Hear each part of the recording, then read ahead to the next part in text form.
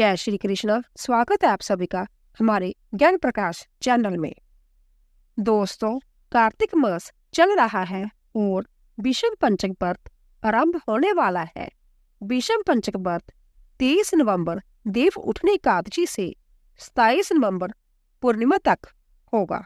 आज हम आपको विषम पंचक व्रत का विधि और विषम पंचक व्रत करने का क्या फल मिलता है और इसका क्या महत्व है बताएंगे, और साथ में विषम पंचक की पहले दिन की कथा सुनाएंगे।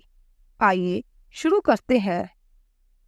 महाभारत के युद्ध की समाप्ति के बाद शरशैया पर लेटे विषम पितामह ने 5 दिनों तक पांडवों को राजधर्म और नीति का उपदेश दिया था। इसका आरंभ कार्तिक शुक्ल एकादशी को हुआ और पूर्णिमा कार्तिकों को के दिन हुई, इसीलिए इन 5 दिनों को विषम पंचक का नाम दिया गया। इस बार विषम पंचक 23 नवंबर से शुरू हो रहा है। इस दिन स्नान आदि करने के बाद पापों को नाश करते हुए धर्म, अर्थ, काम और मोक्ष की प्राप्ति के व्रत का संकल्प लेना चाहिए। घर के आंगन पर 4 दरवाजों वाला मंडप बनाकर उसे गोबर से लीपना चाहिए। बाद में वेदी बनाकर उसमें तिल भरकर कलश की स्थापना करें। ओम नमो भगवते वासुदेवाय मंत्र से भगवान वासुदेव की पूजा कर 5 दिनों तक लगातार घी का दीपक जलाएं और मौन होकर मंत्र का जाप करें। 5 दिनों तक काम, क्रोध आदि को बुलाकर ब्रह्मचार्य, क्षमा, दया और उदारता धारण करनी चाहिए। महाभारत युद्ध की समाप्ति के बाद उत्तरायण सूर्य का इंतजार विषम पितामह शरशैया पर कर रहे थे। तभी भगवान श्री कृष्ण पांडवों को लेकर उनके पास पहुंचे। विषम पितामह ने उन्हें 5 दिनों तक ज्ञान दिया, जिससे वासुदेव श्री कृष्ण जी बहुत संतुष्ट हुए और बोले कि आपने कार्तिक शुक्ल एकादशी से लेकर कार्तिक पूर्णिमा तक 5 दिनों में राजधर्म संबंधी जो उपदेश दिए हैं, उससे मैं बहुत खुश हूँ। इसकी स्मृति में इन 5 दिनों को विषम पंचक व्रत के रूप में स्थापित करता हूँ। जो लोग इसका पालन करेंगे वे संसार की कष्टों से मुक्त हो जाएंगे। उन्हें पुत्र, पौत्र और धन धान्य की कोई कमी नहीं रहेगी। जीवन के सभी सुख भोग कर वे मोक्ष को प्राप्त होंगे। तब से विषम पंचक की शुरुआत हुई। आइए विषम पंचक की कथा शुरू करते हैं। 31वां अध्याय। बोले बांके बिहारी लाल की जय। ब्रह्मा जी कहते हैं, कार्तिक शुक्ला एकादशी, जिसको हरि प्रबोधनी एकादशी भी कहते हैं, इस एक व्रत के करने से वाजपेय यज्ञों से भी अधिक फल प्राप्त होता है तथा जन्म जन्मांतर के पाप नष्ट हो जाते हैं। जो 4 महीने का चतुर्मास व्रत होता है वह भी इसी दिन समाप्त होता है। इस दिन व्रत रखकर ओम नमो भगवते वासुदेवाय इस मंत्र का जाप करें, फिर रात्रि को जागरण करें तो सब एकादशियों का फल प्राप्त हो जाता है। विषम पंचक व्रत कार्तिक शुक्ल एकादशी के आरंभ करके पूर्णिमा को समाप्त होता है। इस दिन ऋषि व पितरों का तर्पण करना चाहिए। विषम पंचक में नित्य ही विषम जी का तर्पण करना चाहिए। वसु के अवतार शांतनु के पुत्र, चंद्रवंश में उत्पन्न व्या कृपत गोत्र, संस्कृत प्रवर वाले संतति रहित गंगा के पुत्र, सत्यावर्ती आजन्म ब्रह्मचारी विषम जी का तर्पण करने से संपूर्ण वर्ष के पाप नष्ट हो जाते हैं। विषम पंचक व्रत करने वाला पूर्णवासी व एकम को ब्राह्मणों को खीर का भोजन कराए तथा दान दक्षिणा देकर उन्हें संतुष्ट करे, फिर आप भी भोजन करें। अन्य कथा के अनुसार भगवान कृष्ण जी बोले, प्राचीन काल में उज्जैन में एक महापापी और दुरात्मा धनवेश्वर नामक ब्राह्मण रहता था। वह रस, चमड़ा और कंबल आदि का व्यापार करता था। वह वेश्यागामी और मदपान आदि बुरे कर्म करता था। चूंकि वह रात दिन पाप में रत था, इसीलिए वह व्यापार में नगर नगर घूमता था। एक दिन मैषामतीपुरी जो राजा महिष ने बसाई थी, इसीलिए वह राजा के नाम से विख्यात थी। नगरी के पास ही पापनाशनी पुण्यकारिणी भगवती नर्मदा बहती थी। उस नदी के किनारे देश देशांतर से आए यात्री कार्तिक व्रत करने को कुछ दिन के लिए ठहरा करते हैं। उन कार्तिक व्रत करने वाले प्राणियों को वहां ठहरा देखकर वह दुष्ट धनवेश्वर भी इधर उधर घूमता हुआ 1 मास के लिए ठहर गया। अपने माल को बेचता हुआ वह नर्मदा नदी के तट पर घूमता हुआ ब्राह्मणों को देव पूजा रत देखता था।